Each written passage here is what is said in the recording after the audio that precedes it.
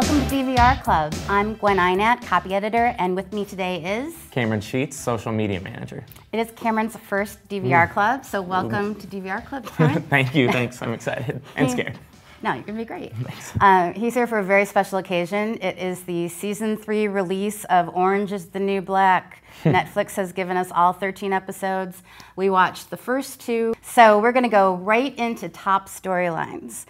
Both of these episodes had pretty cut and dried storylines. The first episode was Mother's Day at Litchfield, and I'm a mother, and my mother has passed, like Pusey's, so for me, this was an emotionally wrenching episode. I was a puddle by the end of it. This episode does a really good job of showing you, giving you what you want, showing you everybody right away. Everybody kind of has their moment, and it's just kind of like well, the kids are there, so it's a happier atmosphere, and I think someone even mentions at one point in the episode, it's a kinder, gentler Litchfield. So after kind of things got a little crazy and dark last season, it's nice to see everyone kind of enjoying themselves a little bit. But then episode 2 had kind of a different theme. Yeah, episode 2, I was saying it's funny, you can relate to episode 1 because you're a mother. Well, I can relate to episode 2 because I've had bed bugs before.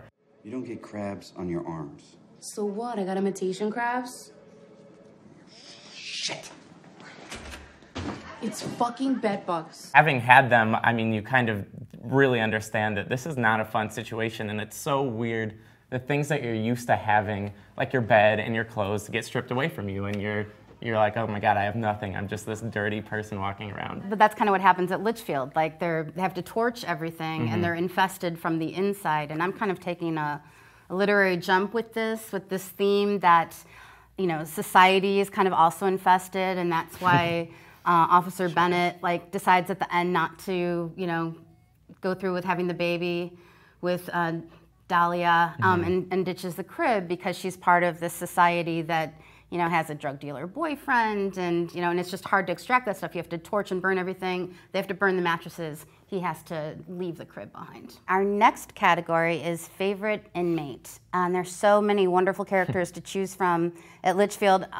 There's almost too many to choose from. Yeah, actually, I get confused from season to season. I also think that's why they reset this up from last season, because it's been a while. Like if you're like me, I binge watch it in a day, and then I don't watch it for a year. Yeah, so I have to look back and remember what all the character names are. And I love, you know, Crazy Eyes is back, and Tasty. Oh man, Pusey, love Pusey is fantastic. So if I was in prison and I had to pick a roomie, Man, I wish. I know, right?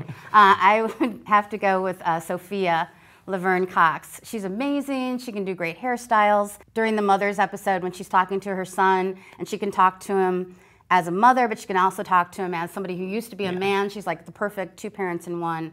I am all about Sophia. Yeah, it's a great perspective. Obviously, we don't see enough of it on TV, so it's really great to have her on the show. I can't get enough of Morello. Actually, in this episode, Sophia is doing everyone's hair at the beginning, and she says something along the lines of, I've got a soft spot for the pathetics. I really haven't been feeling so good lately. Doling up's the only way I got to feel better. Okay. What? I'll work on it real fast. Come on. I got a soft spot for the pathetics. I do too. I love her so much. We definitely saw last season how low she's gotten, how she ended up in Litchfield, but I still love her no matter what. So people like Sophia and Morello and all of our favorite inmates at Litchfield have all these great one-liners, which are hilarious in the face of this really sad situation. So we decided to do another round of our potent quotables. And even as a mother, I can totally relate to this when Nikki's talking to Morello and she's like, freaking kids, man. Look at this shit, right? I mean, look at these fucking kids. Oh, they're everywhere. I hate kids. You know, they don't drink, they haven't traveled. I totally get that. Yeah, and it makes so much sense for her character too, right. Obviously. I love that moment. Yeah, so that was my favorite quote from that episode. Mine is in the second episode when the bedbug infestation has taken hold, and Pennsatucky comes to sit down with Tasty and Suzanne and Pusey, and she kind of starts some argument, and then Suzanne, or Crazy Eyes as we know her, is about to take action and throw a potato at her, and the group kind of calms her down. I will potato her at a future time.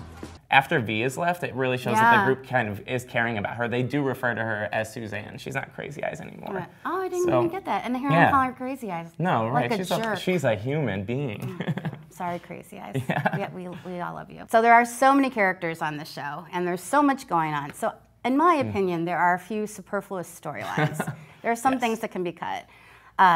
Right now, my least favorite, and I understand that Piper wrote the book, and she's how we got introduced into the prison, and we had to kind of see it through her eyes. I get that. But her and Alex at this point are just like a will they, won't they. They're fighting, and then they're having sex. Surprise. Yeah. And it's taking away valuable time from characters I'm way more interested in. So I am over Piper and Alex. Move on. It's weird. The second episode builds to that scene where they're fighting and then they start ripping each other's clothes off, and there's like this guitar score, but it's like, okay, we've all been there. Right. It's supposed to be this big like moment for the episode, but I just want to see where everyone else is. We've all been having sex in the fumigated library. Why not? Right.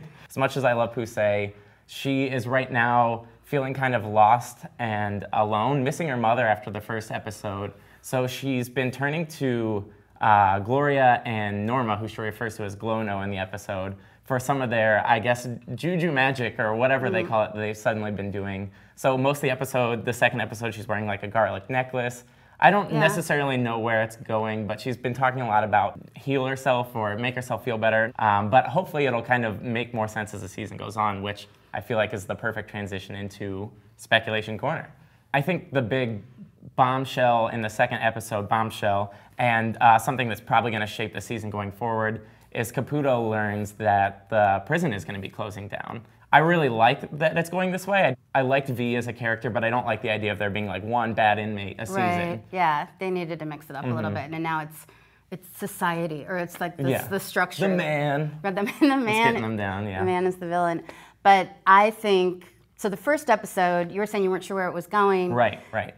But it set everybody up, and it set up the Mother's Day. It also set up Litchfield as a family, right? This is pretty much all these women have. They only get to see these kids occasionally, and they're so, insular in this, in the penitentiary. So the next episode, when they're going to get that ripped away from them, makes it, I think, all the more devastating. I think that's why they put those two episodes together. Right. So if they actually lose this home of Litchfield, the kindler, gentler Litchfield, what is going to happen to everybody? Now there's, it's already been renewed for season 4, so I don't want to speculate too much, but it will be interesting to see how that's all going to play out. So maybe we'll check in with it again. I hope so. And until then, from DVR Club, I'm Gwen Inat. And I'm Cameron Sheets. Bye. Bye.